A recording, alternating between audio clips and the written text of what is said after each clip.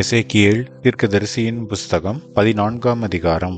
இஸ்ரவேலுடைய மூப்பரில் சிலர் என்னிடத்தில் வந்து எனக்கு முன்பாக உட்கார்ந்தார்கள்.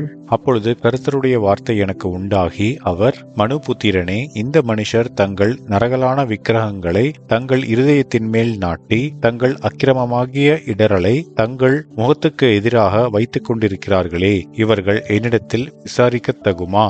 ஆகையால் நீ அவர்களோடு பேசி சொல்ல வேண்டியது என்னவென்றால், இஸ்ரவேல் வம்சத்தாரில் தன்னுடைய நரகலான விக்கிரகங்களை தன் இருதயத்தின் மேல் நாட்டி தன் அக்கிரமமாகிய இடரலை தன் முகத்துக்கு எதிராக வைத்துக் கொண்டிருக்கிற எவனாகிலும் தீர்க்கதரிசியினிடத்தில் வந்தால், கர்த்தராகிய நான் இஸ்ரவேல் வம்சத்தாருடைய இருதயத்தில் இருக்கிறதை பிடிக்கும்படியாக அப்படிப்பட்டவனுடைய நரகலான விக்கிரகங்களின் திரட்சிக்கு தக்கதாக உத்தரவு கொடுப்பேன். அவர்கள் எல்லாரும் தங்கள் நரகலான விக்கிரகங்களை பின்பற்றி என்னை விட்டு பேதலித்து போனார்கள் என்று கர்த்தராகிய ஆண்டவர் சொல்லுகிறார். ஆகையால் நீ இஸ்ரவேல் வம்சத்தாரை நோக்கி, திரும்புங்கள், உங்கள் நரகலான விக்கிரகங்களை விட்டு திரும்புங்கள், உங்கள் சகல அருவருப்புகளையும் விட்டு உங்கள் முகங்களை திருப்புங்கள் என்று கர்த்தராகிய ஆண்டவர் உரைக்கிறார். இஸ்ரவேல் வம்சத்தாரிலும் இஸ்ரவேலில் தங்குகிற அந்நியரிலும் என்னை பின்பற்றாமல் பேதலித்து தன் நரகலான விக்கிரகங்களை தன் இருதயத்தின் மேல் நாட்டி தன் அக்கிரமமாகிய இடரலை தன் முகத்துக்கு எதிராக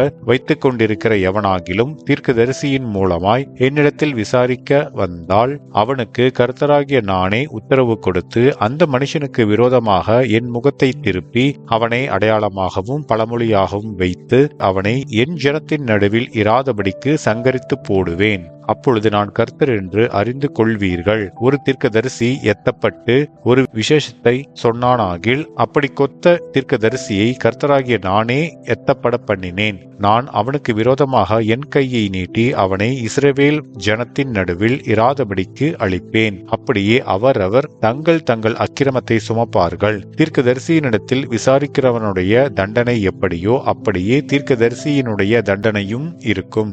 இஸ்ரவேல் வம்சத்தார் இனி என்னை விட்டு வழிதப்பி போகாமலும் தங்கள் எல்லா மீறுதல்களாலும் இனி அசூசிப்படாமலும் இருக்கும் பொருட்டாக இப்படி சம்பவிக்கும். அப்பொழுது அவர்கள் என் ஜனமாயிருப்பார்கள், நான் அவர்கள் தேவனாயிருப்பேன் என்று கர்த்தராகிய ஆண்டவர் உரைக்கிறார் என்று சொல் என்றார். கர்த்தருடைய வார்த்தை எனக்கு உண்டாகி, அவர், மனுபுத்திரனே, ஒரு தேசம் எனக்கு விரோதமாய் துரோகம் பண்ணிக்கொண்டே இருந்து பாவஞ்செய்தால் நான் அதற்கு விரோதமாக என் கையை நீட்டி அதில் அப்பம் என்னும் ஆதரவு கோலை முறித்து அதில் பஞ்சத்தை அனுப்பி மனுஷரையும் மிருகங்களையும் அதில் இராதபடிக்கு நாசம் பண்ணுவேன். அப்பொழுது நோவா, தானியேல், யோபு ஆகிய இம்மூன்று புருஷரும் அதின் நடுவில் இருந்தாலும் அவர்கள் தங்கள் நீதியினால் தங்கள் ஆத்துமாக்களை மாத்திரம் தப்புவிப்பார்கள் என்று கர்த்தராகிய ஆண்டவர் சொல்லுகிறார். நான் தேசத்தில் துஷ்ட மிருகங்களை அனுப்ப அம்மிருகங்களின் நிமித்தம் ஒருவரும் அதின் வழியாய் நடக்கக்கூடாதபடி வெறுமையும் பாழுமாகும் போது அந்த மூன்று புருஷரும் அதின் நடுவில் இருந்தாலும் தாங்கள் மாத்திரம்